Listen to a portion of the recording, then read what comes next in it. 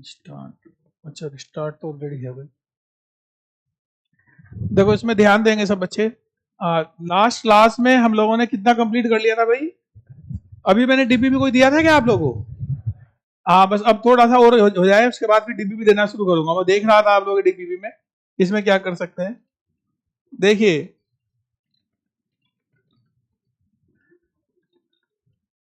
हाँ, हम लोगों ने लास्ट क्लास में मैंने जैसे वर्क पढ़ रहे थे हम लोग, आपको याद होगा वर्क में हमने आइसोथर्मल प्रोसेस का वर्क पढ़ा था।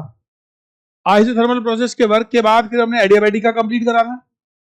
और एडियाबैटिक में आप लोग यहाँ पे शायद रिवर्सिबल एडियाबैटिक का कंप्लीट हुआ था, इतना हो गया था ना। रिवर्सिबल एडियाबैटिक के बाद प्री आइसोथर्मल का हुआ, प्री एक्सपेंशन का हुआ कि नहीं हुआ? अभी नहीं हुआ, वो वहीं से शुरुआत करते हैं।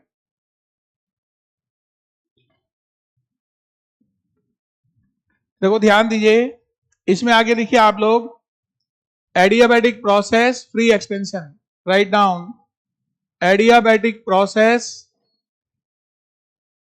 Free expansion.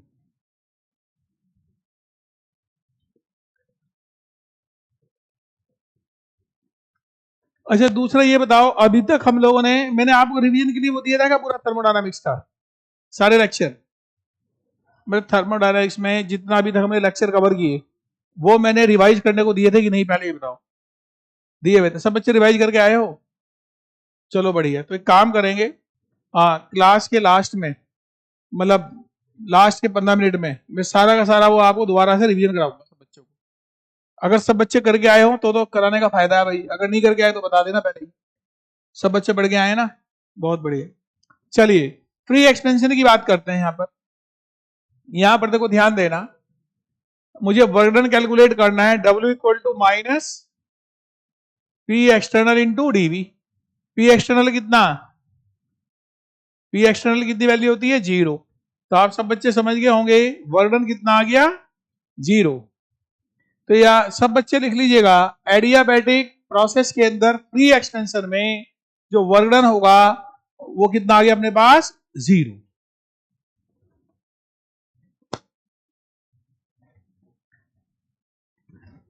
इसके ऊपर एक प्रॉब्लम कराता हूं भी आप लोगों को।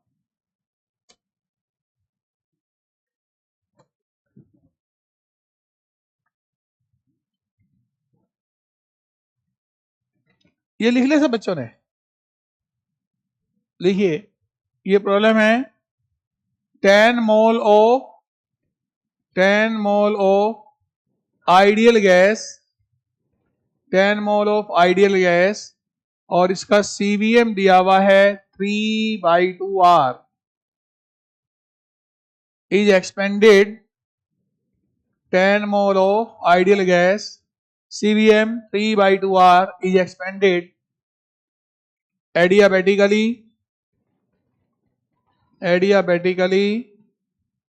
in vacuum. Calculate work done. रुको जरा एक minute. in vacuum from 2 liter to 8 liter। देखो 10 mole of ideal gas, CVM equal 3/2R is expanded adiabatically in vacuum from 2 liter to 8 liter। Calculate work done। ये करिए आप सब बच्चे। इन problem में सॉल्व करने की जरूरत ही नहीं है, डायरेक्ट लिख देना W इक्वल टू 0। क्लियर हुआ? क्योंकि जैसे ही आपको वैक्यूम में एक्सपेंशन मिला या फ्री एक्सपेंशन मिला, डायरेक्ट लिख दोगे W इक्वल टू 0। ये समझ में आया सब बच्चों को? अच्छा, इसमें हमने लास्ट क्लास में जो ग्राफ बनाए थे आइसोथर्मल प्रोसेस में, एक्सपेंशन के ग्राफ बनाए थे, वो सबको समझ में आ गए थे? चलिए इसके बाद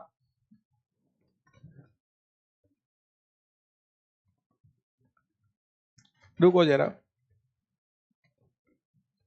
अब यहां पर हेडिंग डालें, irreversible adiabatic process, irreversible adiabatic process adiabatic process, और ब्रैकेट में लिख लेना P external equal to constant. इस प्रोसेस के अंदर हमें वर्क डन निकालना है, ये आप नोट करिए।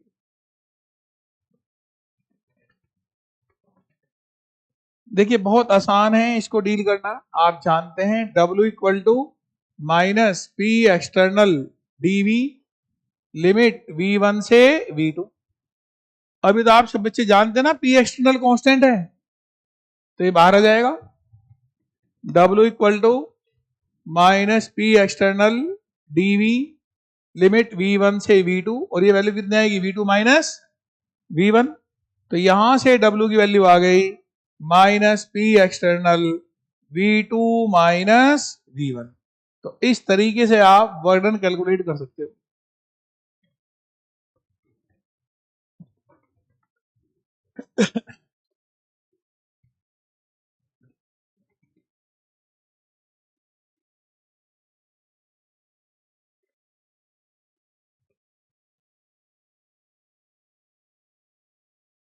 और देखो तरीका वही है, अगर आपको एक्सटर्नल प्रेशर गिवन नहीं है तो फाइनल प्रेशर एक्सटर्नल प्रेशर के इक्वल हो जाएगा, सब बच्चे जानते हैं। देखिए प्रॉब्लम कैसे आते हैं इसके, आगे बढ़ूं। ऐसे प्रॉब्लम दिखेंगे आपको, लिखिए इसको। 1 mole of monoatomic ideal gas expands adiabatically at initial temperature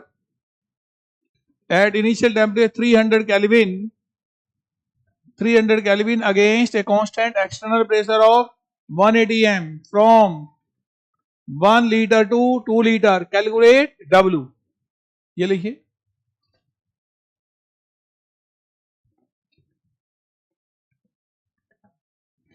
इसको देख लीजिए सब बच्चे।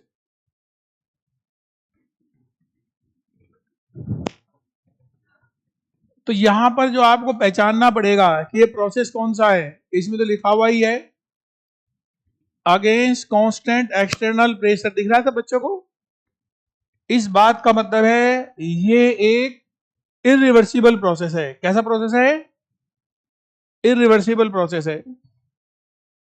और इरिवर्सिबल में कौन सा प्रोसेस है? ये एडियाबैटिक प्रोसेस है। ऐसे प्रोसेस का नाम लिख लेते हैं। अब जैसा कि मुझे वर्क डन कैलकुलेट करना है, बहुत आसान है। W equal to minus P external V2 minus V1, यही है ना भाई। अब ये बताओ इसमें P एक्सटर्नल कितना दिया हुआ है, पढ़ के बताओ जरा। हाँ 180 m, ये लिखा हुआ है, बिल्कुल सही बोल रहे हैं आप लोग। P एक्सटर्नल है 180 m, V1 कितना है 1 लीटर, V2 कितना है 2 लीटर, बस आगे W इतना सही था। तो वैल्यू रखो W इक्वल टू माइनस, ये आ जाएगा एक्सटर्नल कितना है 180 m, 2 minus 1 equal to minus 180 m litre. ये आंसर आ गया वर्क डन का। कितना वर्क डन आया? Minus 180 m litre. जूल में कैलकुलेट करना हो तो 101.325 से मल्टीप्लाई कर सकते हो, वो जूल में आ जाएगा। तो मैं ये भी लिख सकता हूं W equal to minus 1 into 101.325 joule में भी आ सकता है। तो इस तरीके से आप सब बच्चों को ये समझ में आ गया होगा कि इरिवर्सिबल एडियाबैटिक प्रोसेस में कैसे वर्क डन कैलकुलेट करना है।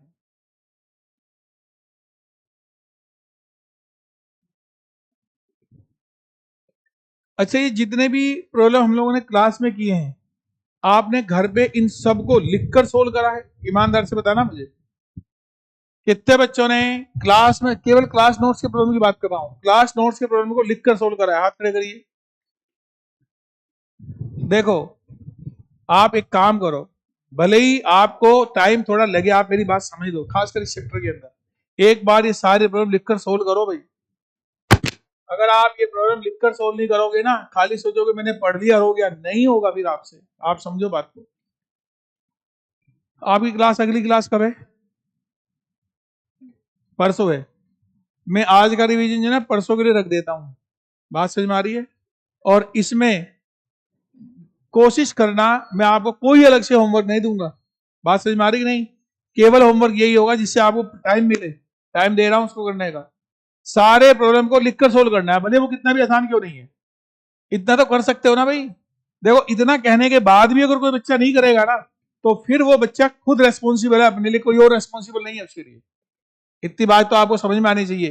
देखो एक बार 11th के बच्चों से मैं एक्सपेक्ट कर सकता हूं, वो छोटे होते हैं, उन्हें ज्यादा अक्ल नहीं होती, लेकिन आप सब बच्चे समझदार हैं, अच्छे से समझते हैं अपनी बातों को। तो नेक्स्ट क्लास में करके आ जाओगे, एक्सपेक्ट कर लूं आप सब बच्चों से। चलो नेक्स्ट क्लास में ईमानदार से करके आना भाई। और मैं भले ही यहां पर आकर मुझे चाहे एक एक्स्ट्रा क्लास लगानी पड़े, आप समझना आपका जो भी कॉन्सेप्ट का डाउट होगा, जो भी प्रॉब्लम आपसे नहीं बना होगा, उसको यहाँ पे सोल्व करने के बाद ही मैं आगे बढ़ूंगा, ये बात की गारंटी है। करके ले आओगे? चलिए अब देखो ध्यान दें इसके अंदर, रुको जरा, अभी मैं इसमें बताने जा रहा हूं, मैंने आपको आइसोथर्मल प्रोसेस के अंदर एक्सपेंशन खाली बताया था, इसमें मैं आपको बताने वाला हूं कंप्रेशन।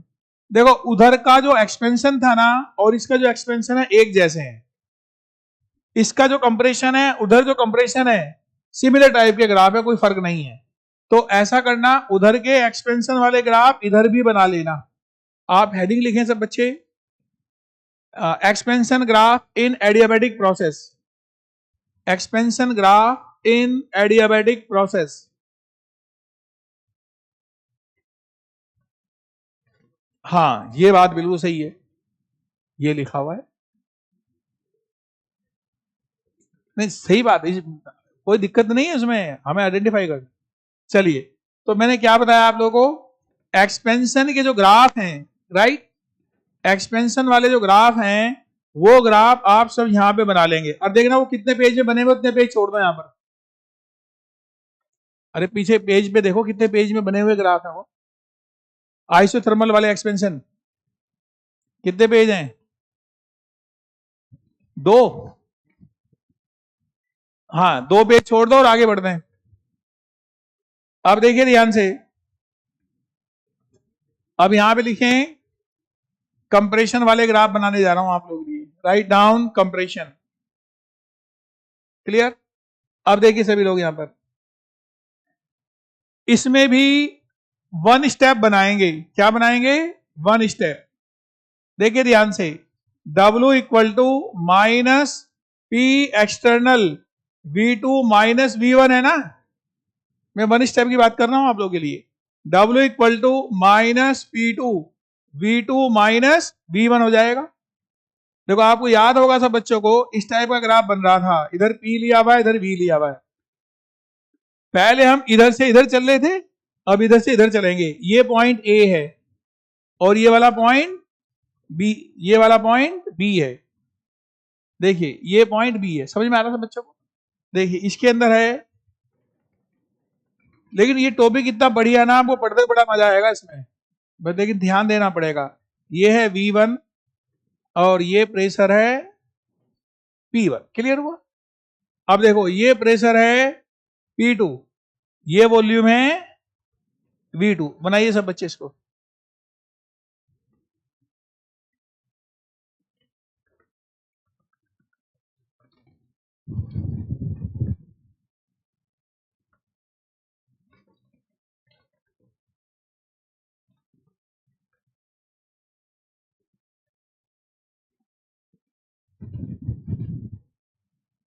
अब हमने कोई प्रोसेस नहीं, देखो ध्यान देना सब बच्चे, मैंने पिछली क्लास में भी समझाया था आप लोगों को, ये जो मैं इसमें बना रहा हूं ना, केवल एरिया दिखा रहा हूं, ये कोई प्रोसेस को मैंने प्लॉट नहीं कर रहा हूं उसको। ये इरिवर्सिबल प्रोसेस है। अब देखो W इक्वल टू ये क्या होगा, एरिया है ना ये P2, ये वाला है, और V2 माइनस V1 ये है, इधर से V2 और ये है V1, तो V2 माइनस V1 ये हो गया। तो पता वो एरिया कौन सा है, ये वाला। देखिए ये वाला एरिया है, ये मैं पूरा एरिया बनाता हूं आप सब बच्चों के लिए। देखिए ये वाला एरिया बनेगा, दिख रहा सभी को? अब ये एरिया आ गया ये वाला, ये देखो ये आ गया आपके पास W1 step equal to minus E। समझ आया सब बच्चों को? देखिए बिल्कुल आसान है, ये है P2 और ये है V2 माइनस V1, तो ये एरिया आ गया। तो वन स्टेप सब बच्चों को समझ में आ गया।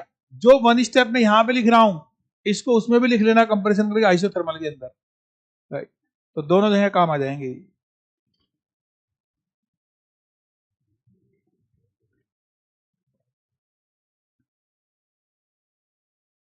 इसके बाद टू स्टेप पे आते हैं। अच्छा ये बताओ, टू स्टेप का जो ग्राफ है आप लोग बना सकते हो क्या? कोशिश करो सब बच्चे एक बार ग्राफ बनाने की। टू स्टेप का ग्राफ बनाइए सब बच्चे, तब तक मैं खाली इधर पी और वी लिख देता हूं। ये पी है और ये वी है, ये बी पॉइंट है अपना, ये ए पॉइंट है।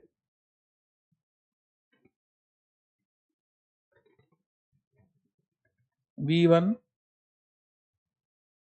P1 P2 V2 बनाइए आप। बीच में एक इंटरमीडिएट स्टेट लेनी होगी जैसे उसमें आई थी,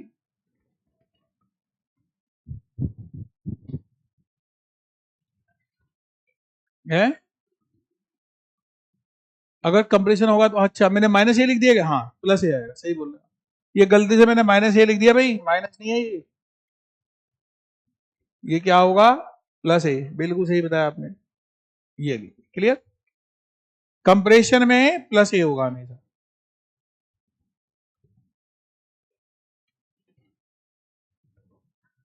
तो कहीं यहां पर आपने कोई इंटरमीडिएट स्टेट ले ली है वाली, राइट, और यहां पर कुछ ना कुछ इसका वॉल्यूम होगा ऐसे,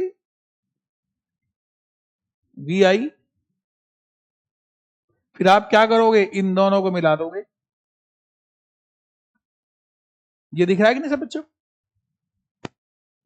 ये वाला मिला दिया मैंने और ये वाला, और ये पूरा का पूरा जो वर्क डन है ये दिखेगा area, W two step equal to plus a. वैसे ही थ्री स्टेप का खुद बना लेना। तो अगर आप देखेंगे सबसे ज्यादा जो एरिया है वो वन स्टेप का होगा, सबसे ज्यादा किसका? वन स्टेप का। उसके बाद टू स्टेप, उसके बाद थ्री स्टेप, और ऐसे करते करते लास्ट में चले गए एन स्टेप, nth स्टेप, और सबसे कम किसका होगा? रिवर्सिबल। जो ए का ऑर्डर होगा वही ऑर्डर किसका होगा? डब्ल्यू का भी यही होगा, क्योंकि डब्ल्यू क्या है? एरिया ए है ना। ये ग्राफ बना लीजिए। यही ग्राफ आपको कंप्रेशन हेडिंग डाल के आइसोथर्मल में भी बनाने हैं, तो दोनों जगह अपना कवरेज कंप्लीट।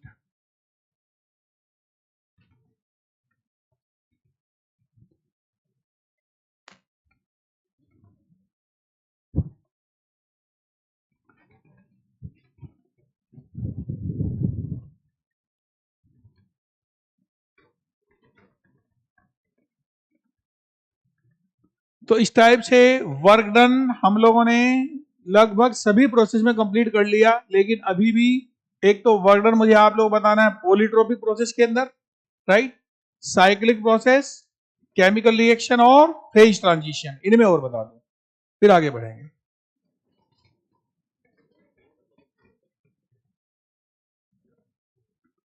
हैं? बहुत आसान है, जैसे ये लिखिए वैसे ये लिख दो। W इक्वल टू कितना आएगा? माइनस, देखो पहले वाले में ये पी आई होगा ना, यहां पर पी आई, तो ये आएगा माइनस पी आई, और ये आएगा V I minus V one, V I minus V one plus, फिर आएगा पी टू, और ये आएगा V two minus V I. ये लो पहले की तरह, ये कोई डिफरेंस नहीं है। अरे वो तो देखो, एक बात बताओ, वो तो एक अपने आप बात है, तुम्हें तो एरिया पता है ना इसका, बस एरिया निकालो, बात ही खत्म हो गई, कहां दिक्कत है?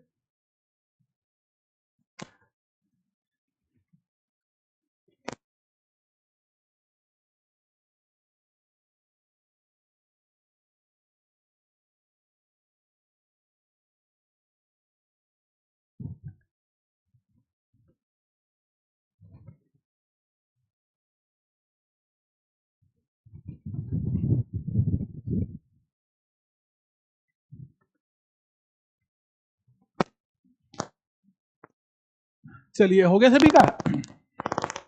क्या हो रहा है भाई?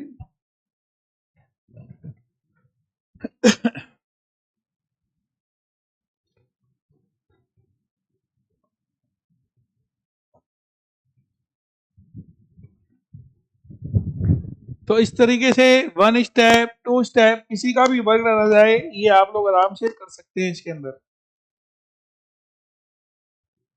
चलिए आगे बढ़ते हैं यारों को। इससे पहले अब हम कैलकुलेट करने जा रहे हैं पॉलीट्रोपिक प्रोसेस के लिए। हेडिंग डालें to calculate work done in polytropic process. To calculate work done in polytropic process. Clear? देखिए आपके पास जो पॉलीट्रोपिक प्रोसेस है वो क्या है, P into V to the power x equal to constant और P V equal to nRT. इन दोनों का मैं यूज करूंगा भाई। W इक्वल टू क्या होगा, minus P d V limit V1 से V2 और W equal to minus K V to the power minus X dV limit V1 से V2। क्लियर? अब आपको करना क्या है, इसको इंटीग्रेट करना है, लिमिट लेनी है। तो ये आ जाएगा W इक्वल टू माइनस के बाहर आ जाएगा v to the power minus X का इंटीग्रेशन करिए, ये आएगा v to the power minus X plus 1 divided by minus X plus 1 limit V1 से V2। यही होगा ना भाई। या W equal to K upon ये आ जाएगा x माइनस 1, इस माइनस का नीचे मल्टीप्लाई कर देना ऐसे, x माइनस 1 ये आ जाएगा v to the power 1 minus X minus V1 to the power 1 minus X. यहां तक समझ में आता है सब बच्चों को? ये बिल्कुल वैसा ही है जैसा आपने रिवर्सिबल एडियाबैटिक में करा था, बस वहां यहां पर x है वहां पे गामा था। तो ये आएगा W equal to 1 upon X minus 1 into K को अंदर मल्टीप्लाई कर दो, k into V to the power 1 minus X minus k into V one to the power 1 minus X. ये लिख क्या दिया मैंने, ये डबल डबल लिख दिया ना। हाँ वही तो मैं देख रहा हूँ डबल कैसे आ गया, रुको जरा। हाँ ये आएगा k into V to the power 1 minus X, right, minus k into वी1 to the power 1 minus X. ये आ गया। अब जो k है ना, देखो यहां से ये जो k है इसको स्मार्टली आपको यूज करना पड़ेगा। यहां पर जो k वैल्यू लगाओगे इधर, ये k की वैल्यू ये लगाओगे कितनी, P2 V2 to the power x, और यहां पर जो k की वैल्यू लगाओगे P1 V1 to the power x, ये वैल्यू रखोगे जिससे कि वो कैंसिल हो जाएं। तो यहां से W की वैल्यू हो जाएगी, सोल्व करके देखना, P2 V2 minus P1 V1 divide by x minus 1 आ रहा होगा। देखो ये आ रहा है कि नहीं, क्लियर हुआ? और P2 V2 को लिख दूंगा NRT2, इसको लिख दूंगा NRT1, NR बार कॉमन, W की वैल्यू कितनी आ गई, NR upon x minus 1 into T2 minus T1।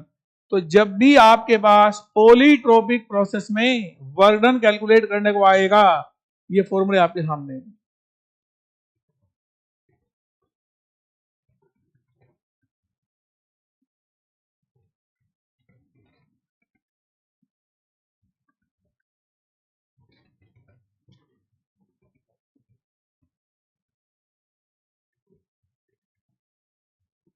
आगे बढ़े, कौन सा,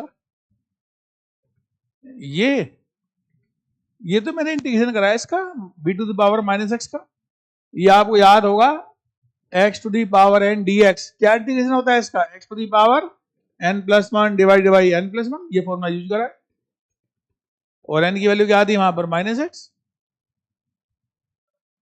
है क्या,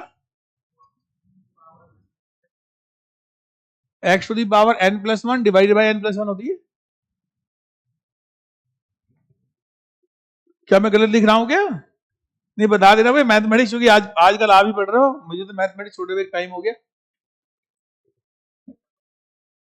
अगर नहीं देखो कई बार हो सकता है भाई कोई मैथमेटिकल या फिजिक्स से रिलेटेड कोई बात हो, क्योंकि वो तो मैं आपके ऊपर छोड़ दूंगा कि आप लोग बताओगे। तो यहां पर ये सीधा सीधा मेरे पास जो रिजल्ट आता है बहुत आसान है। आपने यहां पे इंटीग्रेट कर दिया भाई, इसको इंटीग्रेट करने के बाद लिमिट ले ली, लिमिट तो लेनी जानते हो ना, बस फिर आगे सोल्व कर डालो। तो अगर कोई हमसे पूछे कि पॉलीट्रोपिक प्रोसेस का वर्क डन का फॉर्मूला क्या होगा, NR divided by x minus 1 T2 minus T1। यही बात अगर रिवर्सिबल एडियाबैटिक प्रोसेस में आ जाए तो मैं x को सीधे गामा लिख दूंगा। देखो क्या फॉर्मूला बना उसका गामा का, वही बना ना, NR T2 minus T1 divided by gamma minus 1। कुछ पूछ रहे हो आप लोग? हाँ बोलिए। ये देखो यहां पर एक्चुअली जो k था ना, इसको मैंने लिख दिया यहां इक्वेशन से P2 V2 to the power x। जब आप k को यहां पर P2 V2 to the power x लिखोगे ना तो V to the power minus x cut जाएगा, बचेगा क्या, P2 V2, वो लिख दिया मैंने डायरेक्ट। क्लियर? ये नोट कर लीजिए।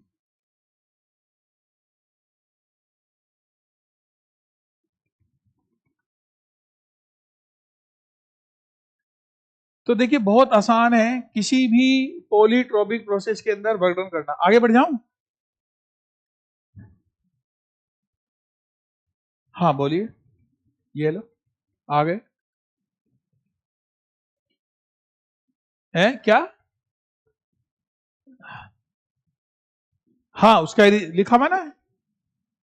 नहीं नहीं नहीं नहीं, इसका वन स्टेप का एरिया में तो ये नहीं आया ना। आप देखो इसमें तो पूरा एरिया आ रहा है ये, और इसमें ये वाला जो पार्ट है ना उसके अंदर ये वाला पार्ट भी आ गया, इसमें ये वाला पार्ट नहीं रहा। क्लियर? चलिए देखो ध्यान दीजिए, आप सारे बच्चों को पॉलीट्रोपिक प्रोसेस का वर्णन कंप्लीट करना आ गया। इसके बाद हेडिंग डालें chemical reaction. Write down chemical reaction. देखो केमिकल रिएक्शन में वर्णन कैसे आता है, जैसे आपको एक रिएक्शन दिया हुआ है ये वाला, ये कोई रिएक्शन दिया हुआ है और इसमें आपको वर्णन निकालना है। किसी इंस्टेंट के ऊपर जिस समय आप वर्णन निकाल रहे होंगे उस समय प्रेशर कांस्टेंट होगा, कुछ ना कुछ प्रेशर होगा। आप जानते हैं W equal to minus P external dV, और यहां पर वॉल्यूम ऑफ रिएक्टेंट से जाएंगे और वॉल्यूम ऑफ प्रोडक्ट तक जाएंगे। क्लियर हुआ? तो W equal to minus P external ये बाहर आ जाएगा, summation volume of product minus summation volume of reactant. Clear हुआ सब बच्चों को? तो बस बहुत आसान है, आप बता सकते हैं W equal to minus P external जो भी आपको गिवन होगा, और volume of C plus volume of D minus volume of A minus volume of B, ये आ जाएगा। ये सब बच्चों समझ में आ रहा है? अब इसको जो C है ना, इसको C टाइम्स क्या लिख सकते हो, VM। अरे VC को क्या लिख सकते हो, coefficient C into molar volume लिख सकते हो ना, इसको लिख सकते हैं। तो ये जो मैं पॉइंट लिख रहा हूं आप लोग पता लग रहा है कि नहीं? अगर एक मोल का वॉल्यूम Vm है तो C मोल का वॉल्यूम कितना होगा, C इंटू Vm। बस इतनी सी बात है, ऐसे ही सब में लिख देते हैं। W equal to minus P external C into V M plus D into V M minus A into V M minus B into V M. इसमें से Vm को बाहर ले लो जो मोलर वॉल्यूम है, ये आ गया माइनस, इसको मैं P ले लेता हूं, P एक्सटर्नल को, P इंटू वी एम, ये आ गया C plus D minus A minus B। P into V M क्या हो गया, RT। अरे P भी इक्वल टू NRT, यानी कितना 1, तो ये RT हो गया, इक्वल टू माइनस RT, और C प्लस डी माइनस ए माइनस बी क्या हो गया, डेल्टा एनजी। कभी भी आपको वर्णन निकालना है तो फॉर्मूला है minus delta NG R T. Chemical reaction के लिए अगर कभी भी वर्णन निकालना हो तो फॉर्मूला आएगा minus delta NG R T. यानी अगर आपको टेम्परेचर दिया होगा और रिएक्शन दी होगी तो आप 1 सेकंड के अंदर बता देंगे इस रिएक्शन के अंदर वर्क डन कितना होगा। ये बात समझ में आ रही भाई? लिख लीजिए इसको।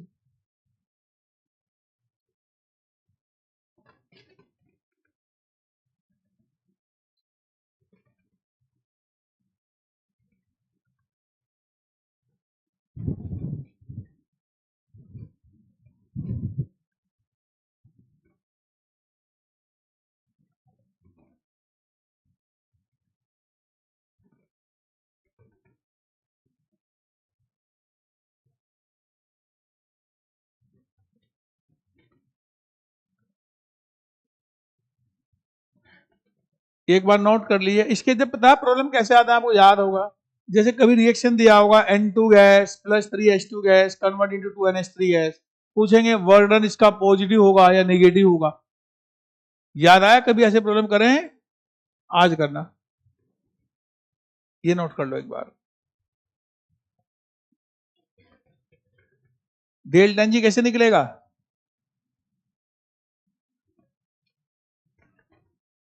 अरे प्रोडक्ट के मोल माइनस रिएक्टेंट के तो बचपन से लिखते आ रहे हो आप। प्रोडक्ट में कौन है? सी और डी। ये मैंने सी प्लस डी का जो स्टीशियोमेट्रिक कोफिशिएंट है, प्रोडक्ट में से रिएक्टेंट को मैंने लिख दिया डेल्टा एन जी माइनस करने के बाद। याद रखो उसको, उसमें कोई बात ही नहीं है, वो तो रिप्लेस किया है टर्म से उसको। चलिए आगे बढ़ो। देखो प्रोडक्ट का जो सम ऑफ स्टीशियोमेट्रिक कोफिशिएंट होगा, अगर उसमें से रिएक्टेंट वाले को माइनस करेंगे, रिएक्टेंट के सम को माइनस करेंगे, या तो वैसा ही लिख दो, अदरवाइज एक टर्म्स दिया जाता है उसके लिए, उसको बोलते हैं डेल्टा एन जी। क्लियर हुआ? ऐसे आगे बढ़ते हैं। देखो ये जो प्रॉब्लम लिख रहा हूं ना, ये आपके एग्जाम में आने के बहुत चांसेस हैं। 2025 लिख देता हूं साथ में इसको। Identify whether work done is positive, work done is positive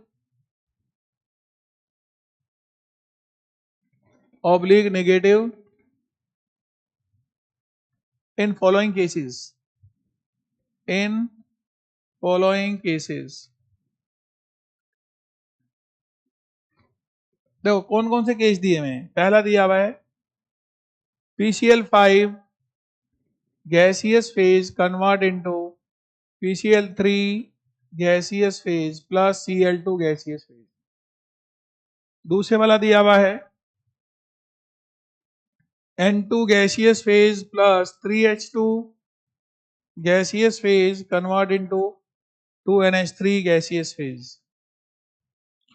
तीसरे वाला दिया हुआ है 2HI gaseous phase convert into H2 gaseous phase plus I2 gaseous phase।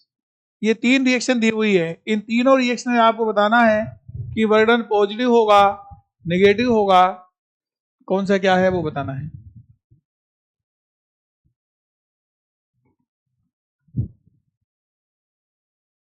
Solve करने का बहुत ही सिंपल तरीका है, यूज करेंगे formula W equal to minus delta N G R T.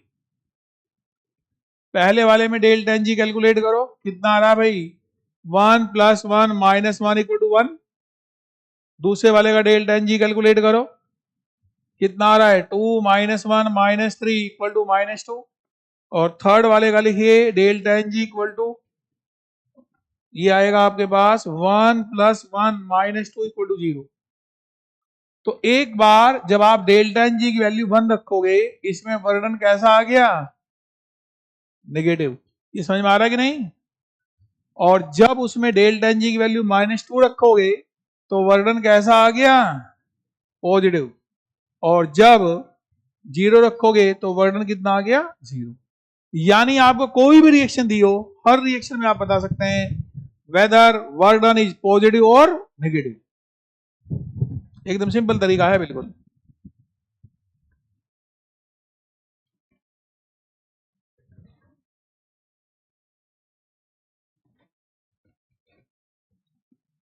और अगर आपको टेम्परेचर दिया हुआ हो, आप ये भी बता सकते हो कि वर्णन कितना होगा। भाई आप आर की वैल्यू रख दोगे, टी की वैल्यू रख दोगे, डेल्टा एन जी रख दोगे, वो भी आ जाएगा, कोई दिक्कत नहीं। तो केमिकल रिएक्शन सब बच्चे समझ गए? आगे बढ़ूं। इसके बाद लिखिए phase transition, to calculate work done in phase transition.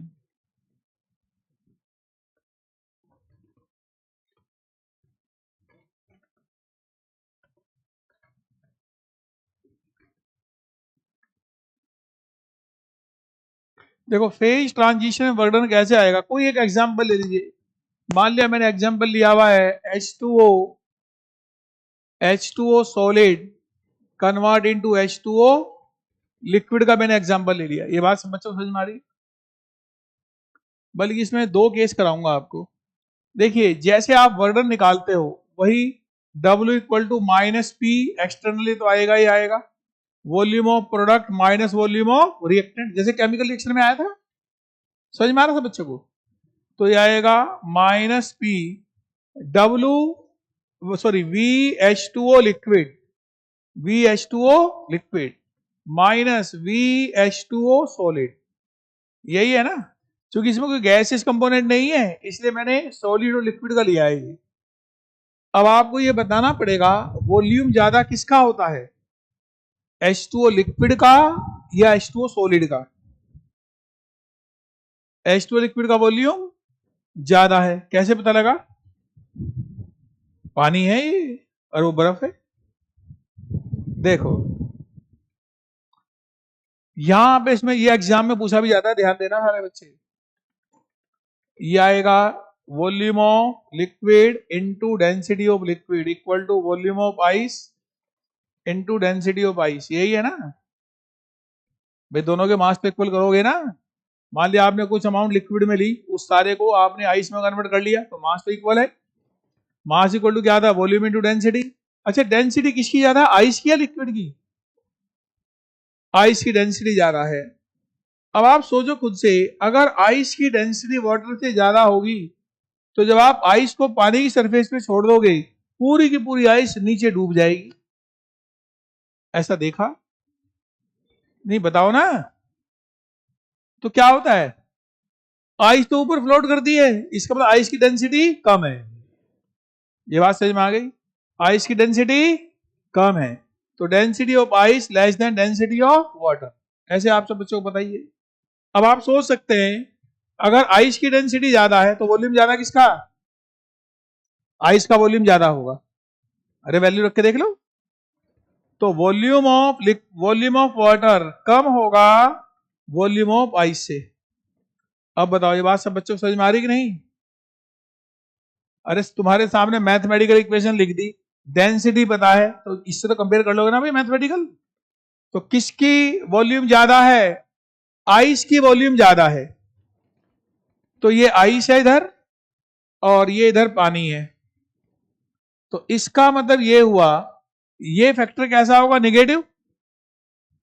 और नेगेटिव नेगेटिव क्या बन जाएगा, पॉजिटिव। तो इसका मतलब ये हुआ जब H2O सॉलिड से H2O लिक्विड में कन्वर्ट होता है तो उस समय वर्क डन पॉजिटिव होता है। ये बात समझ में आ रही कि नहीं? और रटने की कोई बात नहीं, आपके सामने सारी चीजें लिखी हुई है, ये देखो। ऐसा लग रहा है आपको पता ही नहीं लगा। दोबारा बताऊं, अरे मास होगा ना volume into density, volume of water density of water equal to volume of ice density of ice. Ice की डेंसिटी कम है, इसका मतलब आइस का वॉल्यूम ज्यादा होगा। तो आइस का वॉल्यूम ज्यादा है ना, इसका मतलब क्या हुआ, तो ये निगेटिव निगेटिव कैसा हो गया, वर्क डन पॉजिटिव। अब सब बच्चों को समझ में आ रहा है, कोई डाउट?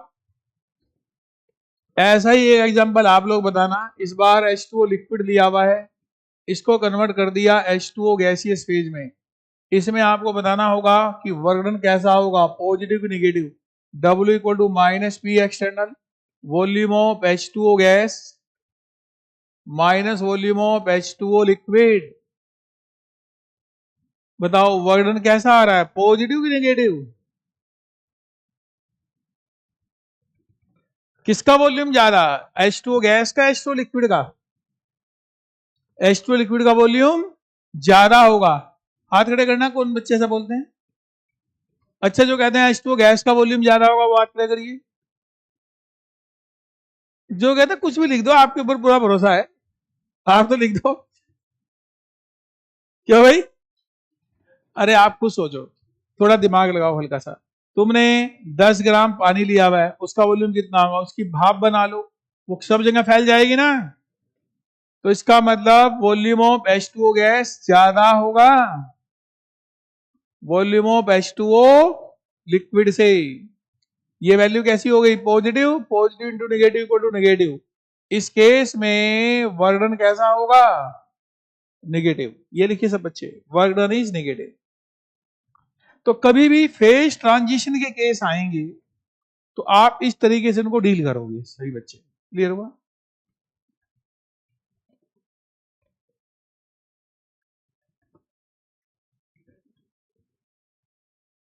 अब बस एक लास्ट और बचा हुआ है, साइक्लिक प्रोसेस, वो और बता दूं, उसके बाद वर्क कंप्लीट, फिर चलेंगे इनकी कैलकुलेशन पे। अच्छा, मैंने आपको जो ना इसके फॉर्मूले दिए थे बहुत सारे एक साथ, याद होगा, उनको धीरे धीरे याद करना शुरू कर दो।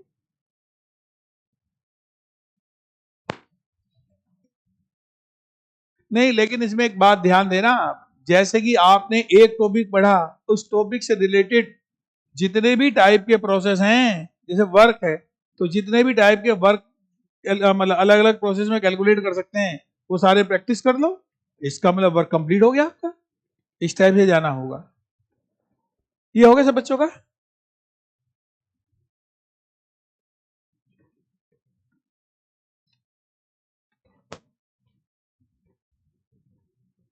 आगे लिखिए सब बच्चे इसके अंदर, to calculate work done in cyclic process, to calculate work done in cyclic process.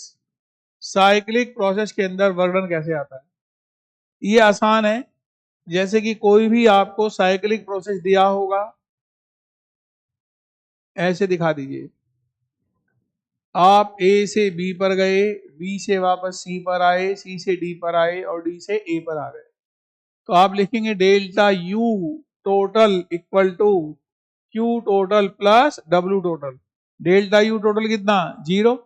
तो यहां से जो डब्ल्यू टोटल आएगा, इसकी वैल्यू कहीं ना कहीं किसके इक्वल होगी? Minus Q total. और अगर ये पीवी ग्राफ है तो डब्ल्यू टोटल कितना होगा? इस ग्राफ का area, area of A B C D, A B C D का जो एरिया होगा वो डब्ल्यू हो जाएगा। अब देखो सबसे ऊपर वाला वॉल्यूम कम इसमें इंक्रीज हो रहा है ना, तो वर्क डन नेगेटिव होगा, तो ओवरऑल आंसर आएगा माइनस। अगर साइक्लिक प्रोसेस दिख रहा है आपको ऐसे, मतलब सॉरी क्लॉकवाइज प्रोसेस दिख रहा है, तो क्लॉकवाइज में डब्ल्यू होगा माइनस ए और एंटी क्लॉकवाइज में डब्ल्यू हो जाएगा प्लस ए। अगर यही प्रोसेस ऐसा होता, ऐसा ये प्रोसेस होता, ए से बी पर आ गए, बी से सी पर आ गए, सी से डी पर, डी से ए पर आ गए, डी से ए पर आ गए, तो यहां पर डब्ल्यू होता प्लस ए, एरिया किसका? ए बी सी डी का। ये बात सबको समझ में आ रही है? आप ये देखो सबसे ऊपर वाली जो प्रोसेस है ना, अगर उसमें एक्सपेंशन है, राइट, वॉल्यूम इंक्रीज हो रहा है, तो वर्डन निगेटिव आना है। और सबसे ऊपर वाली प्रोसेस में अगर कंप्रेशन है, जिसका एरिया सबसे ज्यादा आएगा, तो इसका मतलब पॉजिटिव। यानी आप ये भी समझ सकते हो, ये कौन से डायरेक्शन है? क्लॉकवाइज। और वो कौन सी डायरेक्शन है? Anti clockwise. तो एंटी क्लॉकवाइज पॉजिटिव है और क्लॉकवाइज नेगेटिव है, बस इतनी सी बात है भाई। यहां पर जो प्रोसेस है ना सबसे ऊपर, इसका एरिया सबसे ज्यादा आएगा, फिर इसका एरिया कम आएगा, इस पूरे में से इसका माइनस करना पड़ेगा तब जाकर ही आएगा। लेकिन इसका खुद ही नेगेटिव है, इसका पॉजिटिव है, इसमें उल्टा है। इसमें ये वाले का देखो ध्यान, इसका पॉजिटिव है एक्सपेंशन, लेकिन कंप्रेशन का ज्यादा आएगा, तो ज्यादा में जब इसको माइनस करेंगे ओवरऑल वैल्यू कैसी आएगी? पॉजिटिव। क्लियर हुआ? जो देखो जैसे यहां पे देखो सबसे ऊपर प्रोसेस कौन है? A B. यानी अगर मैं खाली डब्ल्यू ए बी निकालू, इसके नीचे का एरिया आएगा ना, तो सबसे बड़ा एरिया ए बी प्रोसेस में है ना, उसके बाद सी डी में तो कमी है ना, तो सी डी का एरिया तो पॉजिटिव है, इसका नेगेटिव है, तो नेट वैल्यू कैसी आ गई? नेगेटिव। इसमें देखो, इसमें ये नेट बड़ी वैल्यू नेगेटिव है, छोटी वैल्यू नहीं, बड़ी वैल्यू पॉजिटिव है, छोटी वैल्यू नेगेटिव है, तो नेट वैल्यू कैसी आ गई? पॉजिटिव। बस ऐसे देख लेते हैं। अब क्लियर हुआ भाई? तो मुझे लगता है कि साइक्लिक प्रोसेस सब बच्चे समझिए। अब देखो आपने हर प्रोसेस में वर्डन कैलकुलेट कर लिया, अब चलेंगे ये प्रोसेस डिटेल में। देखो ये हेडिंग डालो, आइसोकोरिक प्रोसेस का नंबर आ गया। अब इसमें सारे प्रॉब्लम एक साथ जो अभी तक हमने पढ़ा, क्या क्या? Final temperature, W, delta U, delta S, C M Q, जितना पढ़ा हुआ है वो सारे एक साथ आएंगे। आइसोकोरिक प्रोसेस, जो आइसोकोरिक प्रोसेस है आप जानते हैं, PV equal to NRT, volume इसमें कांस्टेंट होगा। इसका मतलब ये हुआ आप इसमें क्या कर सकते हो, प्रेशर को टेम्परेचर को चेंज कर सकते हो।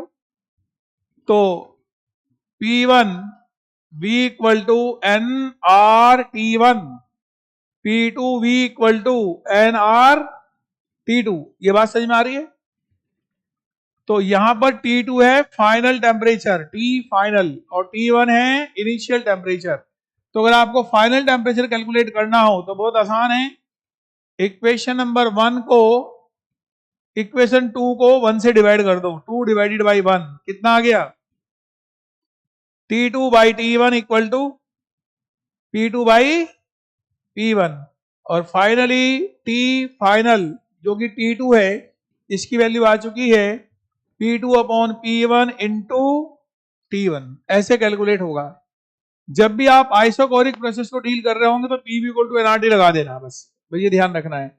यहां से आपके पास फाइनल टेम्परेचर आ जाएगा।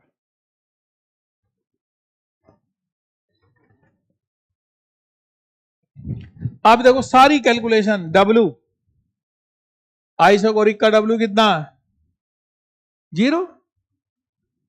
इसके बाद डेल्टा यू, डेल्टा यू का क्या फॉर्मूला है, N CVM DT लिमिट T1 से T2। आपको T1 T2 पता है। उसके बाद डेल्टा H कैसे कैलकुलेट करोगे, N CPM DT लिमिट T1 से T2। उसके बाद CM, याद है CM क्या होता है इसका CM होता है CVM। और CVM कैसे कैलकुलेट करते हैं आपको याद होगा, N1R/2 plus N2R/2 plus N3R। उसके बाद Q, पता है यहां पर Q का क्या मतलब है, QV। क्या मतलब है Q का, QV। और QV की वैल्यू क्या होती है, डेल्टा U। डेल्टा U कितना हो गया, N CVM DT लिमिट T1 से T2। जब भी आप आइसोकोरिक की प्रॉब्लम को डील करोगे यही सब बातें आपसे पूछी जाएंगी, जो कि हमने एक जगह सारी समराइज कर दी। बस प्रॉब्लम करने में दिक्कत नहीं आएगी।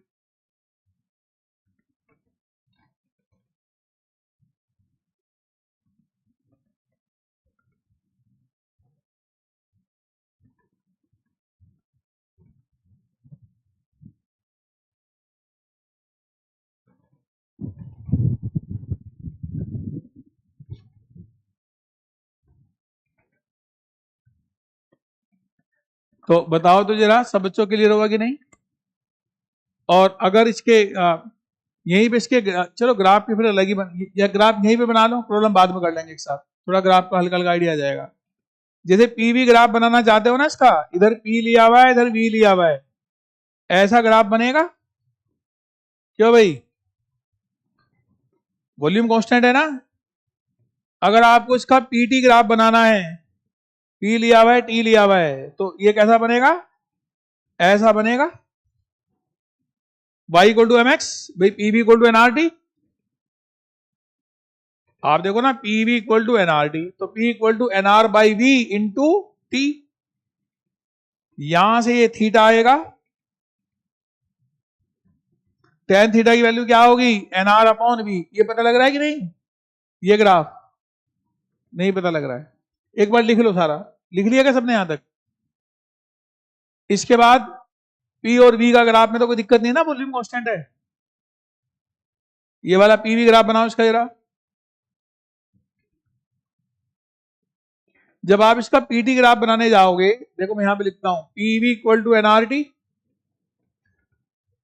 और P equal to NR by V into T. ये तो कांस्टेंट है ना पूरा का पूरा, तो y equal to mx line हो गई ना। तो लाइन पासिंग थ्रू ओरिजिन, और जब आप इसका स्लोप निकालोगे dp अपॉन dt, कितना आएगा, एनआर अपॉन वी, जो कि किसके इक्वल होगा, टेन थीटा के। तो वो जो थीटा लिखा है वहां पर लिख लेना सब बच्चे, tan theta equal to NR upon we.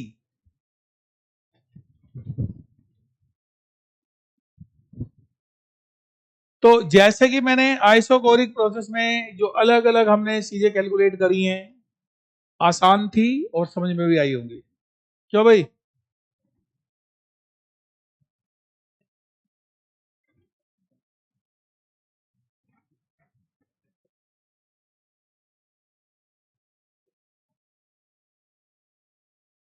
आगे बढ़े।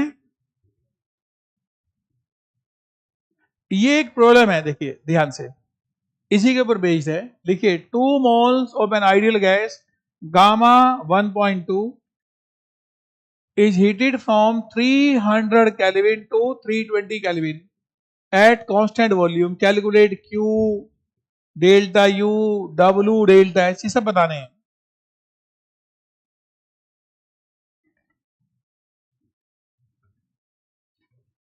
सबसे पहली बात, आपको गामा दिया हुआ 1.2, तो आपको एकदम सीवीएम का फॉर्मूला याद आना चाहिए। पता है कौन सा? R upon gamma minus 1। R की वैल्यू को मैं 2 ले लेता हूं कैलोरीज में। R कितना ले लिया मैंने? 2 कैलोरीज पर मोल पर केल्विन, और गामा को ले लिया 1.2 माइनस 1, तो 2 अपॉन 0.2 आ गया, तो वैल्यू कितनी आ गई? 10 आ गई। सीवीएम कितना आ गया? 10 कैलोरीज। बताओ ये समझ में आया कि नहीं? कोई दिक्कत? अब आपके पास सीधे सीधे T1 T2 भी दिए हमें। T1 दिया हुआ है 300 केल्विन और T2 दिया हुआ है 320 केल्विन। अब फॉर्मूले लगाने हैं भाई खाली। Q कैलकुलेट किया, यहां पर Q का मतलब क्या होता है? QV, अरे कांस्टेंट वॉल्यूम है ना। और QV क्या होता है? डेल्टा U, और डेल्टा U कितना आएगा? N CVM dt लिमिट T1 से T2। अब आप N की वैल्यू रखो, यहां पर कितने मोल हैं? 2। CVM कितना है? 10, और dt 300 से 320, वैल्यू कितनी आ गई? 2 into 10 into 20 equal to 400 calories. ये वैल्यू किसकी आ गई? क्यूबी की वैल्यू आ गई। तो जैसे ही आपको फॉर्मूला याद है, 1 सेकंड लग रहा है आंसर आने में। तो चलिए ये भी आ गया। डेल्टा यू तो हमने कैलकुलेट कर ही लिया। डब्ल्यू कैलकुलेट करना है। डब्ल्यू क्या क्या कैलकुलेट करना? डब्ल्यू ऐसे ही 0 है। कैसे पता लगा? आइसोकोरिक है तो डब्ल्यू 0। डेल्टा एच और कैलकुलेट करना है। ये लो, delta H equal to n CPM dt लिमिट T1 से T2। एन की वैल्यू कितनी है? 2। अब सीपीएम कितना होगा? सीवीएम प्लस आर। सीपीएम कैलकुलेट कर लीजिएगा। सीवीएम प्लस आर, सीवीएम कितना है? 10, और आर कितना है? 2, तो कितना हो गया ये? 12। तो यहां पर ये हो गया 12, और ये हो गया dt 300 से 320 इक्वल टू 2 इंटू 12 इंटू 20। कितना हो गया? कितना हो गया भाई? ये 480 कैलोरीज। ये लो, डेल्टा एच भी आ गया। यानी आपने आइसोकोरिक प्रोसेस में वो कुछ भी पूछ ले, सब कैलकुलेट कर लिया।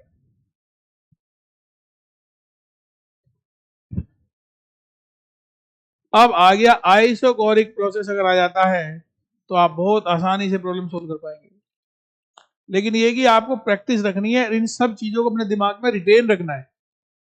ये नहीं कि हमने प्रॉब्लम को करा दी और आपने प्रैक्टिस नहीं करी, फिर कोई फायदा नहीं है उसका।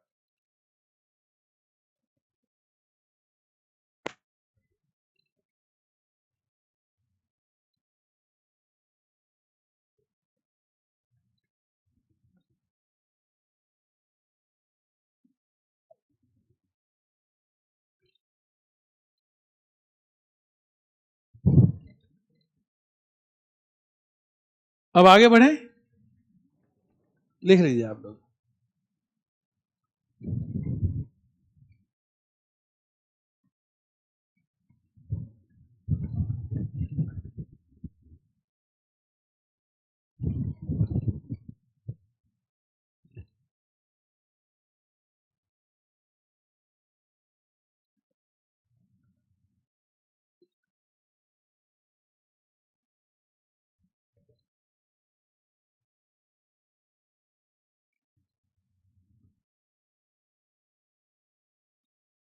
देखो कितनी भी प्रॉब्लम हो, अगर आप ये फॉर्मूलों को देखो, आपको किसी चीज की जरूरत पड़ने वाली है, फाइनल टेम्परेचर की और उसका सीवीएम, सीपीएम और सीएम की, इतनी जरूरत पड़ती है, बाकी फिर सब में आ जाती चीजें। आगे बढ़ूं, ये लो अगला प्रोसेस, कौन सा? आइसोबैरिक। अब आइसोबैरिक में भी यही सारी चीजें यूज होनी है। तरीका क्या है? PV equal to NRT. अब यहां पर वॉल्यूम चेंज होगा, प्रेशर तो कांस्टेंट है। PV1 equal to NRT1, PV2 equal to NRT2, यानी V1 upon V2 equal to T1 upon T2। यहां से फाइनल टेम्परेचर आ जाएगा भाई। ये क्लियर हुआ सब बच्चों को? W हमने ऑलरेडी इसका कैलकुलेट कर रखा, आपको याद होगा, -P V2 माइनस V1, या W equal to minus NR T2 minus T1। अब एकदम से मुझे फॉर्मूले याद आने चाहिए भाई। देखो ये आ गया, फिर W आ गया आपके पास, फाइनल टेम्परेचर भी आ गया T2। आपको चाहिए डेल्टा U, वही फॉर्मूला N CVM DT, ये लो। और कौन है? डेल्टा H, ये लो, N CPM DT, N CPM DT, T1 से T2।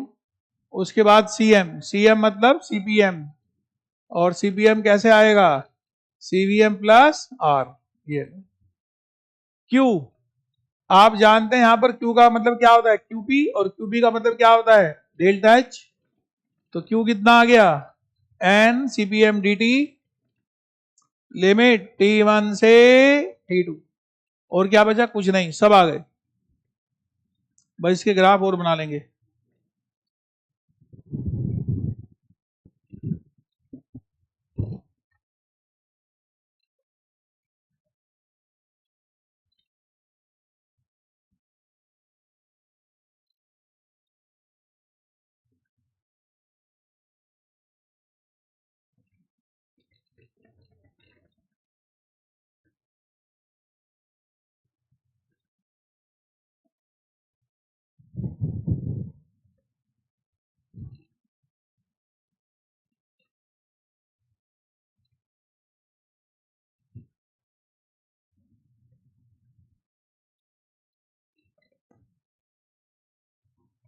इसमें आप सब बच्चे ने काम कर सकते हो, अगर आप लोगों के पास एनए सर वाली बुक भी हो, बुक है एनए सर वाली, जो नरेंद्र मस्ती सर वाली बुक है, अगर आपके पास है जैसे भी, उसका लेवल 1 कर सकते हो आप। धीरे धीरे उसका लेवल 1 सोल्व करोगे ना, तो एक बढ़िया कॉन्फिडेंस रहेगा। जिन भी बच्चों के पास है, नहीं है तो कोई दिक्कत नहीं, फिर तो हम लोग चल ही रहे हैं प्रॉब्लम को। बाकी मैंने इसलिए बताया, और वैसे यहाँ पर अपने को पराक्रम भी मिल रहे होंगे, चैप्टर वाइज मिल रहे, हाँ उसके भी मैं देख रहा था प्रॉब्लम्स, अच्छी प्रॉब्लम दी हुई है इसके अंदर भी, वो भी देख सकते हो आप। मतलब वो तो टाइम अवेलेबिलिटी के ऊपर है, टाइम कितना मिल पाता है आपको, असली बात तो ये है, टाइम के हिसाब से जा सकते हो। लेकिन फिर भी हम हर साल बच्चों को सजेस्ट करते हैं सभी को पीसी के अंदर कि आपको लेवल 1 सब बच्चों को फाइनल एग्जाम में अपियर होने से पहले एक बार कर देना चाहिए, उसका बड़ा फायदा है, और बच्चों को उसका फायदा मिला भी है, तो वो थोड़ा सा देख लेना। चलिए खैर, हो गया सब बच्चों का। इसके ग्राफ बना लेते हैं एक बार। देखो अगर मुझे इसका पीवी ग्राफ बनाना हो, पी और वी, तो ऐसा बनाओगे ना, एक इसका मुझे बीटी ग्राफ बनाना है, इधर वी है इधर टी है। देखिए पीवी इक्वल टू एनआरटी, या V equal to NR upon P into D, यही है ना। Y equal to M X, ये थीटा आ गया। यहां से DV upon D T calculate करिए, डीवी अपॉन डी टी कितना आ गया? एनआर अपॉन पी, और ये वैल्यू है कितनी? टेन थीटा, और ये थीटा है। बस ये नोट कर लीजिए, ये इसके ग्राफ हो गए।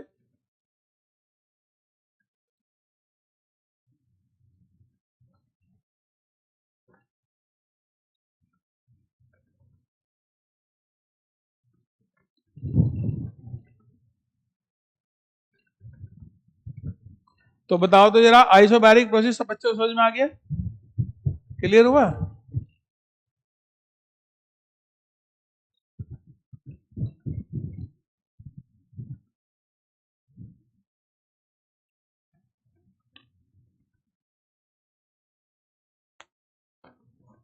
देखिए ये प्रॉब्लम आपका इंतजार कर रहा है, लिखिए इसको।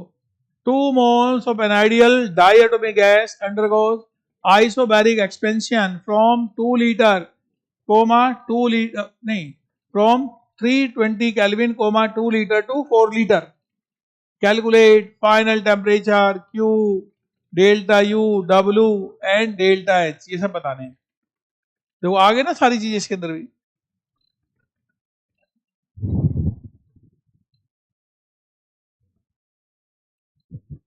मैं देखो पूरे 2 मिनट का टाइम देता हूं सब बच्चों को, देखते हैं कितने बच्चे से सोल्व करते हैं. आर की वैल्यू वही 2 ले लेना.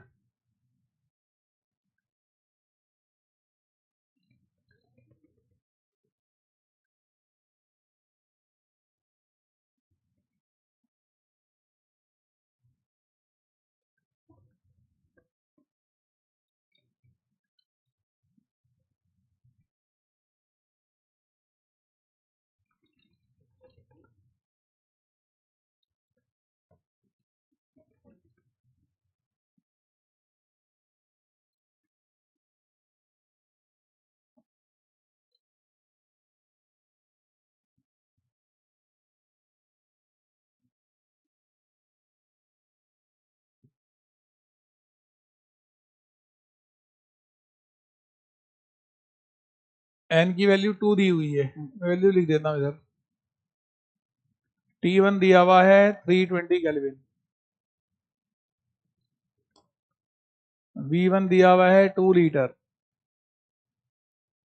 V2 दिया हुआ है 4 लीटर. आपको T2 कैलकुलेट करना है, QP कैलकुलेट करना है,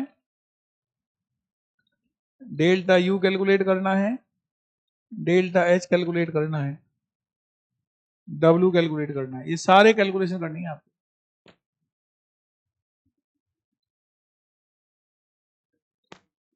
बताओ फाइनल टेम्परेचर आया कि नहीं? फाइनल टेम्परेचर आ गया सब बच्चों का? ये लिखा होगा आपने V1 upon V2 equal to T1 upon T2. V1 कितना है 2 लीटर, ये कितना है 4 लीटर, इक्वल टू T1 कितना 320. यहां से T2 आया होगा और T2 वैल्यू आ गई होगी 640 केल्विन. यहां तक सब बच्चों को आ गया होगा. उसके बाद आप लोगों को कैलकुलेट करना पड़ा होगा Q, लेकिन इसके लिए आपको CVM चाहिएगा ना एक बार, CVM CPM. ये और कैलकुलेट कर लें. पता है CVM कितना होगा इसका? ये आइडियल, ये है आइडियल डाइएटोमिक गैस है. तो CVM कैलकुलेट करोगे N1R/2 प्लस N2R/2. भाई वाइब्रेटरी डिग्री ऑफ फ्रीडम के बारे में तो कोई बात बोली नहीं, तो हमारे लिए 3R/2 प्लस 2R/2. N2 की वैल्यू 2 है ना इसके लिए, डायटोमिक में लीनियर मॉलिक्यूल है.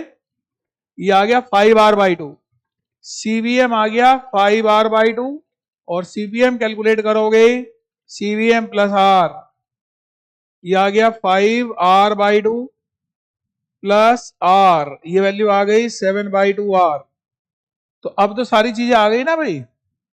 अब तो फॉर्मूले की देरी है, बस फॉर्मूले लगाओ और आंसर लाओ.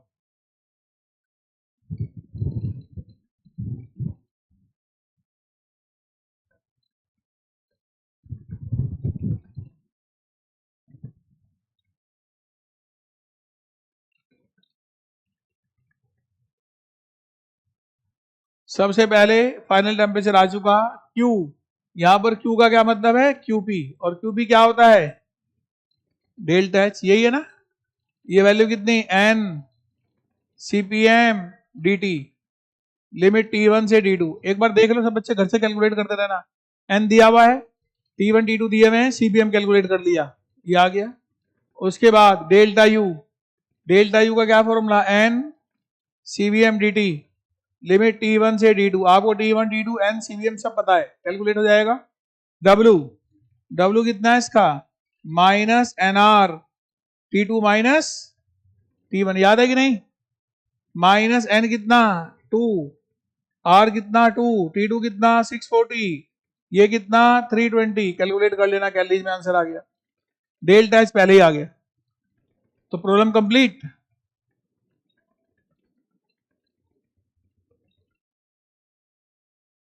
तो इस टाइप से आप आइसोबैरिक प्रोसेस की जो प्रॉब्लम होंगे उनको डील करोगे।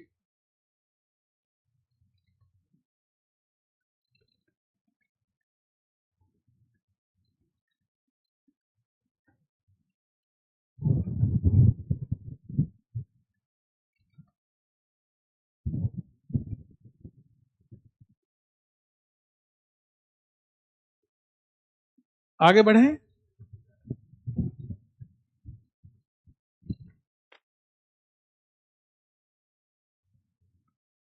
इसके बाद है आइसोथर्मल प्रोसेस। देखो आइसोथर्मल प्रोसेस में आपको याद है T2 इक्वल टू T1। जैसे कि आपके पास W हमने अभी डील किया था, ये बार बार फॉर्मूले लिखने की जरूरत नहीं है, W हमने अभी डील किया था, आपको याद होगा। फ्री एक्सपेंशन W कितना था 0। रिवर्सिबल प्रोसेस में W कितना था minus NRT ln V2 minus V1।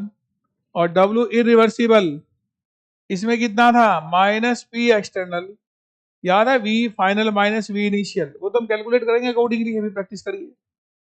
उसके बाद W आ गया ये delta U 0, delta H 0, CM infinite, और Q की वैल्यू कितनी होगी, फॉर्मूला यूज करिए, delta U equal to Q plus W, delta U 0 और Q equal to minus W, बस इतना लिख लीजिए।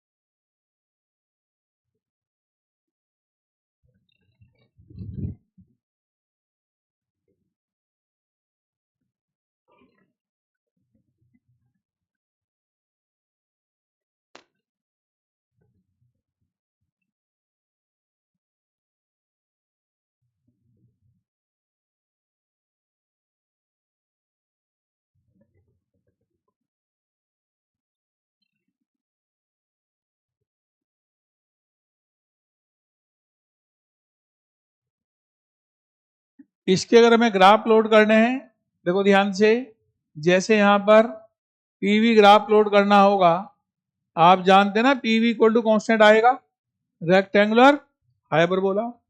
अगर आपको पीटी ग्राफ प्लॉट करना है, इधर पी लिया हुआ है, इधर आपने टी लिया हुआ है, तो कुछ इस टाइप का ग्राफ आएगा। वीटी ग्राफ प्लॉट करना है, इधर आपने वी लिया हुआ है, इधर आपने टी लिया हुआ है, कुछ इस टाइप का ग्राफ आएगा। क्लियर? ये पीटी वीटी सब ग्राफ बना लिया हमने इसके।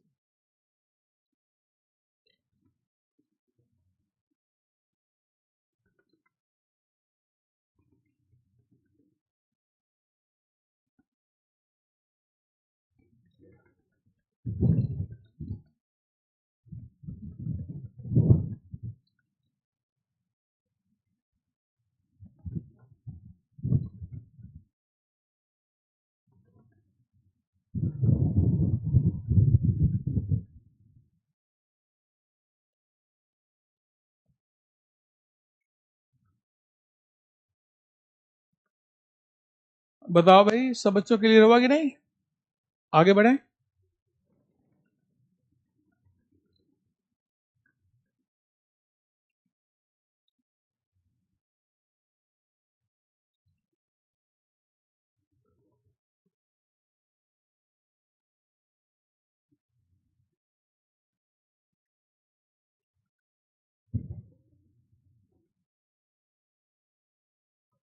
चलिए आगे बढ़ते हैं बीच में। देखो इसका एक प्रॉब्लम ये वाला करिए सब बच्चे, देखो आपका इंतजार कर रहा है। इसमें सारे केसेस कवर कर लिए हमने। 2 moles of an ideal gas, अच्छा ये वाला लिखिए आप लोग। 2 moles of an ideal gas undergoes के, थक गए हो क्या आप लोग? ऐसा लग रहा है आप लोग कुछ बच्चे बहुत ज्यादा थक गए हैं। देखो आराम से 1 मिनट का रेस्ट दे दूं। लिखिए ये है, हाँ अगर ऐसी बात हो भाई फिर रेस्ट देना पड़ता बच्चों को।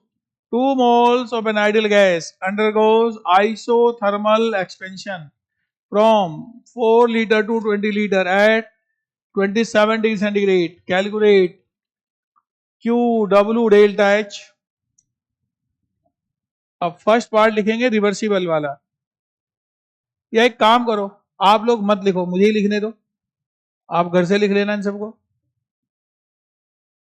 अच्छा चलो ठीक है, लिख लो।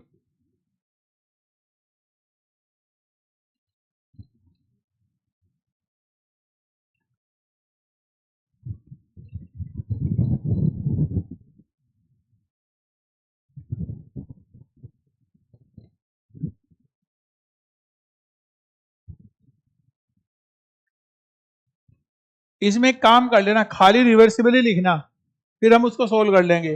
फिर सेकंड पार्ट ये वाला करना, फिर उसको सोल्व करेंगे, फिर थर्ड पार्ट करना, फिर इसको सोल्व करेंगे, ठीक है कि नहीं? तो फर्स्ट पार्ट लिख लेना सब बच्चे रिवर्सिबली, तो इसको सोल्व कर रहे हैं रिवर्सिबल को। देखो सबसे पहली बात है, n की वैल्यू 2 दी हुई है, t की वैल्यू कितनी दी हुई है 300 केल्विन, V1 दिया हुआ है 4 और V2 दिया हुआ है 20 लीटर। ये सारा डेटा हमें दिया हुआ है इन्होंने, राइट। अच्छा, हमें बात करनी है सबसे पहले Q की। Q कितना होगा, याद है ना, Q equal to minus W होता है, और W की वैल्यू कितनी होती है इसमें, nRT minus nRT ln V2 by V1। n की वैल्यू रखो -2, r की वैल्यू भी 2 रखो, कैलोरीज में ले लिया मैंने r को भी। टेम्परेचर कितना 300 इंटू ln V2 कितना 20 डिवाइड बाई 4, तो ये वैल्यू आ गई कितना -1200 ln 5। ये कैलोरीज में आंसर आ गया। ln 5 की वैल्यू लिख लेना खुद से। ये मेरे पास आ गया W, और ये W को मैं वहां पे रख दूंगा तो Q आ जाएगा मेरे पास। इसके बाद चाहिए मुझे डेल्टा H, डायरेक्ट लिख देना 0, सोचना भी मत इसको। ये लो, अगर उन्होंने डेल्टा U पूछा होता तो उसको भी 0 लिख देते। First part complete.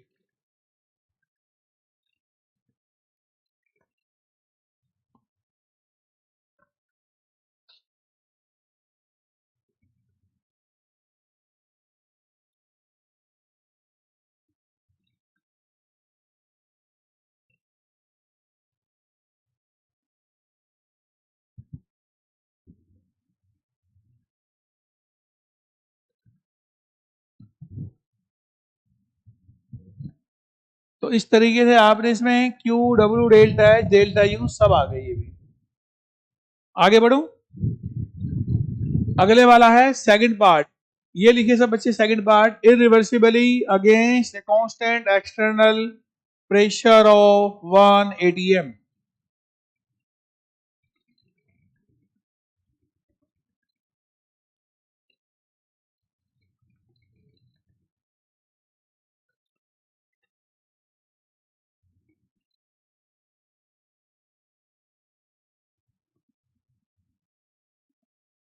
देखो इसमें डेल्टा H डेल्टा U इसमें भी 0 होंगे।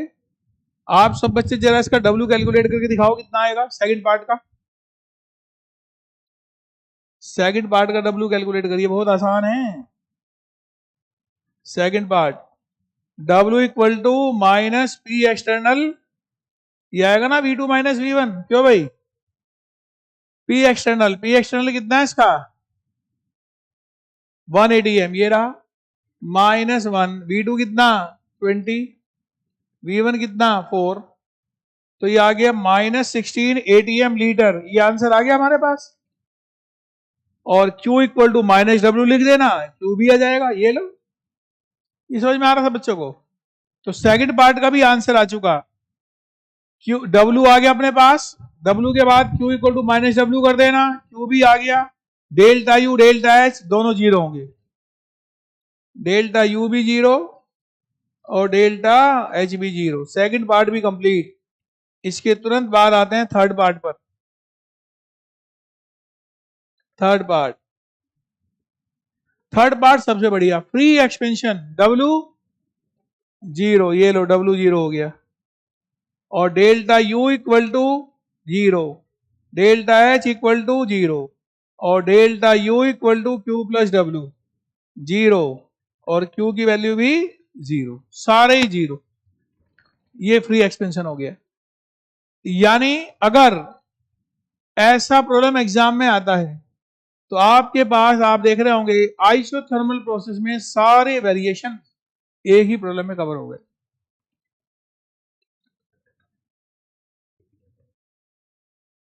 आगे बढ़ें। ये वाला प्रॉब्लम सोल्व करके दिखाओ जरा। ये होमवर्क दे देता हूं, घर से करके लाना होमवर्क।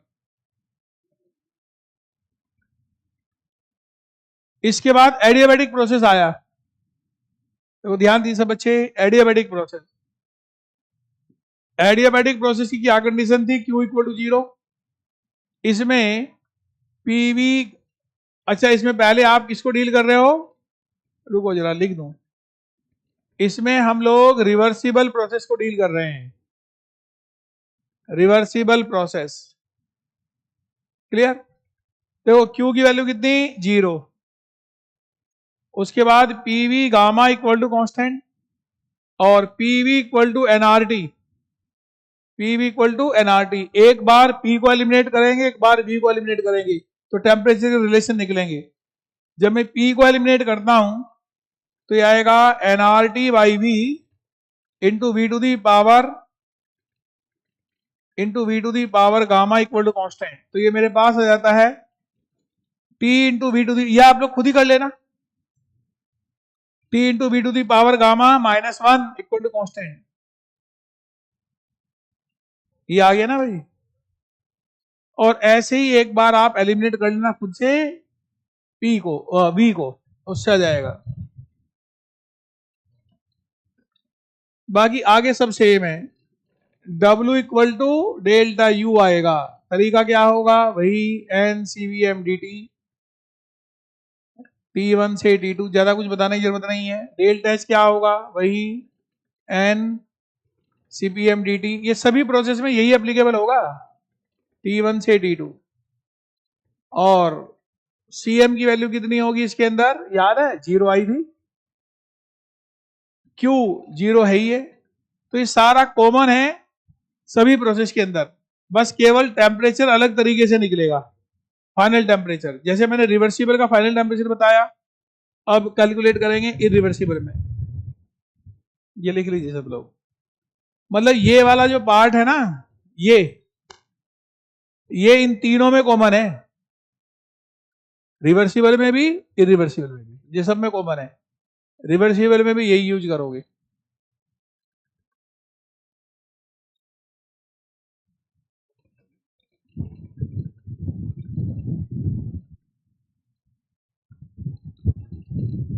आगे बढ़े।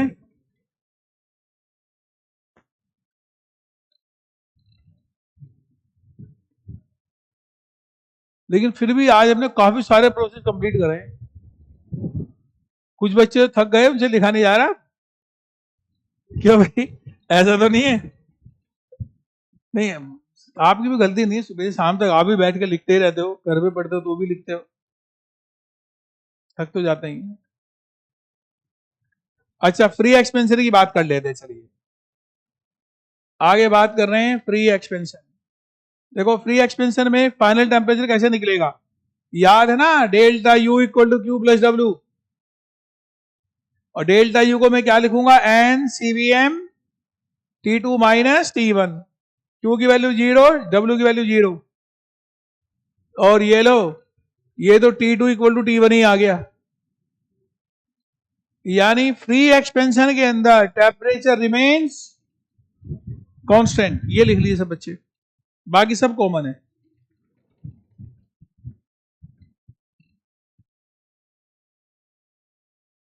देखो अगर आप थक गए हो तो आप लिखना बंद कर सकते हो, मैं लिख के दूंगा, बढ़िया लिखूंगा, और आप जो है उसे घर पे जाके लिख सकते हो, उसे कोई दिक्कत नहीं है। देखिए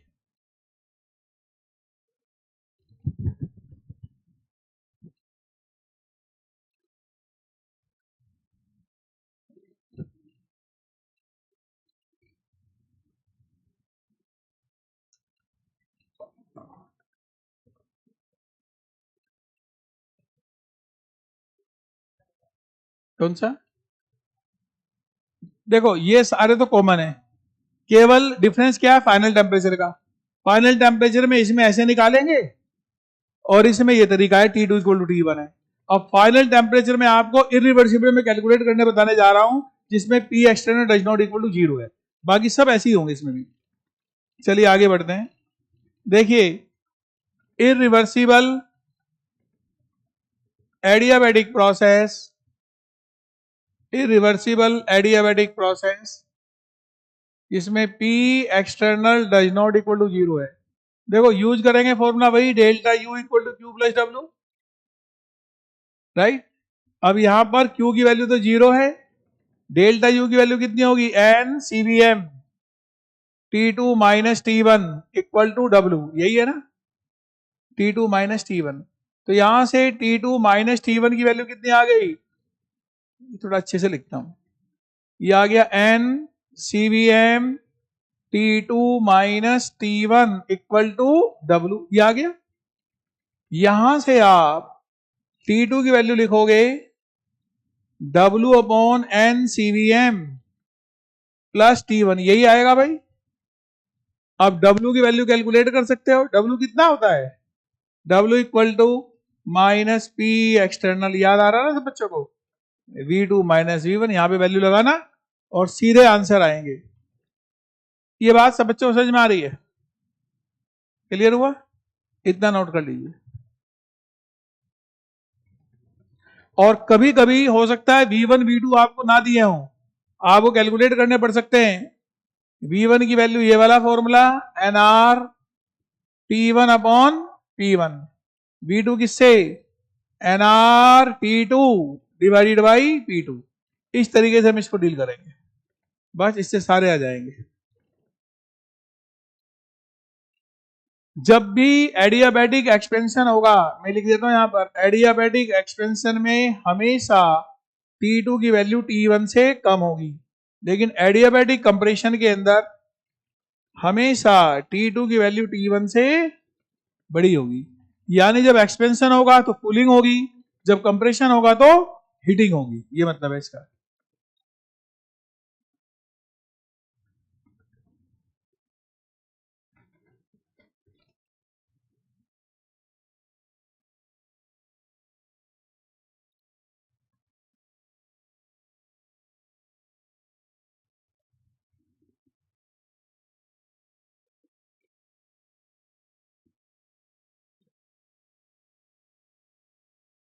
इतना हो गया सब बच्चों का।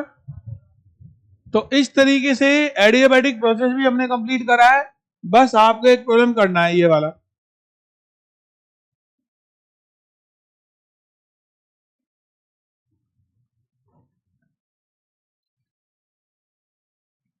रिवर्सिबल प्रोसेस दिया हुआ है, ये 40 लीटर है,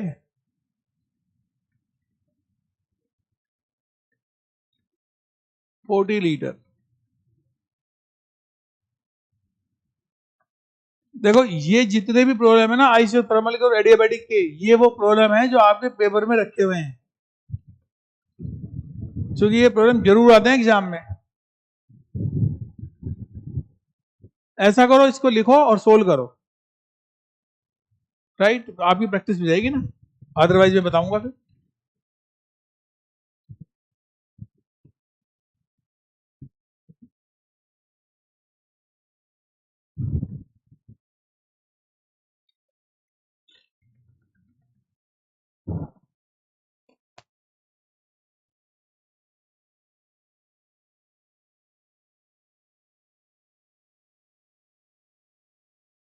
देखो आप सारे बच्चे ना होमवर्क में डीपीपी दे दूं आप लोग को आज, एक डीपीपी वन करके ले आना।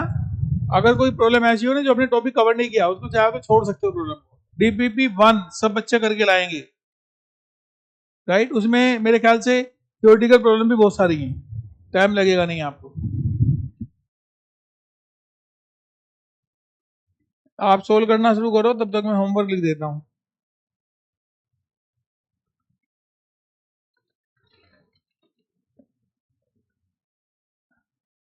DPP one, thermodynamics.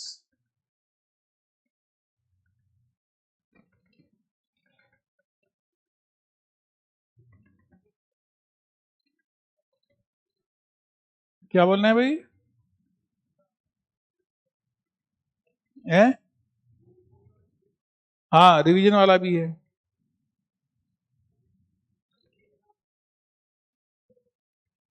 देखिए इसमें आप लोगों को सबसे प्रायोरिटी पे ये class notes revision thermodynamics.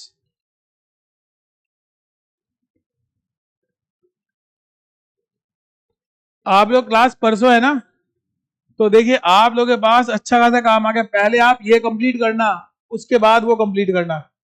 Clear? ये सभी को कंप्लीट करना है।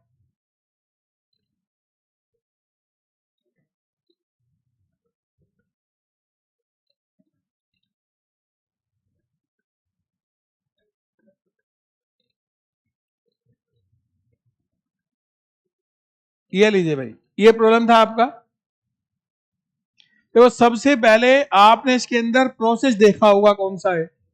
कौन सा प्रोसेस है ये है रिवर्सिबल प्रोसेस है, यानी ये है रिवर्सिबल एडियाबैटिक प्रोसेस।